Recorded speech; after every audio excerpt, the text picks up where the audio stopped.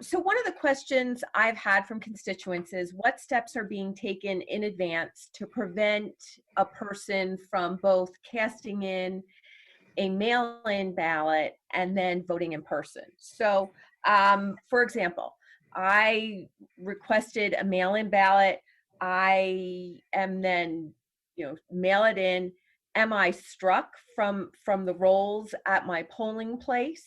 How do they know that I've already cast that mail-in ballot? So one of the things, thank you, Senator, for that question.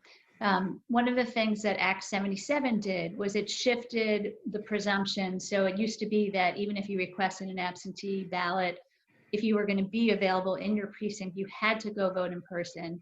So that flipped that 180 degrees, where even if you've only requested a ballot, if you haven't even cast it by mail, you're identified, you have to vote by mail. You can vote by provisional ballot, which is not really anybody's first choice. But so basically, our poll books reflect all this. So if you even request an absentee or mail-in ballot, the poll book will say, and Jonathan could talk about the exact language, but it'll basically say this person requested but didn't necessarily cast the ballot, and you'll be offered a provisional ballot instead. Provisional ballots, as you may know, allow people to vote. It's basically a paper ballot that gets put in a separate location, so it's not cast on election night. So they can double check whether you voted separately or check your eligibility after the fact. If you cast a ballot, it will also say that in the poll book. So it's and what we did, and Jonathan, you can talk about the exact language, we made it really clear. So it really doesn't allow for error at all. Jonathan, you want to explain what it actually looks like? Yeah, and the other key thing, we removed things like the voter signature, and there was a concern that maybe a poll worker would inadvertently allow somebody, even though there's a very clear watermark there that says in bold letters that says this person requested or this person received an absentee ballot. We actually removed the other components that would enable somebody to sign the voter certificate, so that a poll worker could not inadvertently allow them to do that and vote in person. So it's very clear they are very distinctive, that group of voters, and they stand out.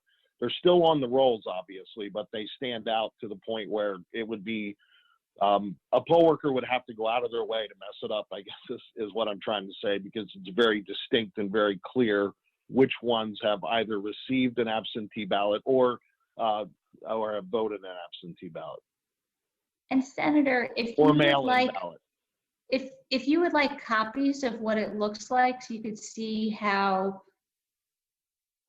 foolproof, I guess it is, I think it would help you sort of visualize what we're saying. It literally, like, you can't even sign.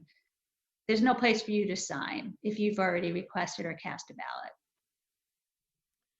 So once I apply for that mail-in ballot, I am casting my vote through that mail-in ballot, because whether I send that ballot back in or I don't, if I show up at the polling place, the only thing I would be able to do is cast a provisional, and then the county elections department would then look to find my mail-in ballot to see if I had voted. Is that Exactly. correct? That's correct. And then if I had not mailed in that mail-in ballot, they would then allow my provisional ballot to stand. Exactly. And then the other piece, the other component that Act 12 added, but which doesn't take effect until November, is if somebody's ballot was destroyed or damaged. So let's say, whatever, you spill coffee all over your ballot that gets sent to you.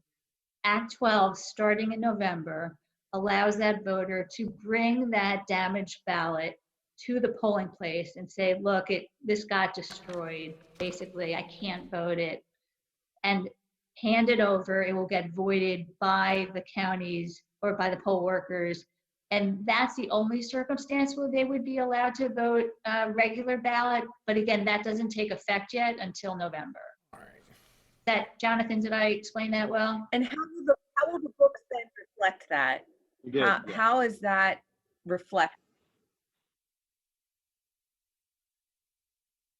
It would be very similar. I'm s- Obviously, we're going to have to, because we're going to have two different processes. It'll be slightly different in November.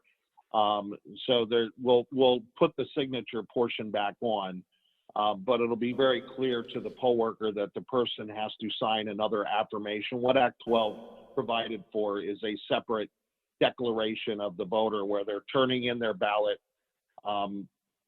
and signing that declaration.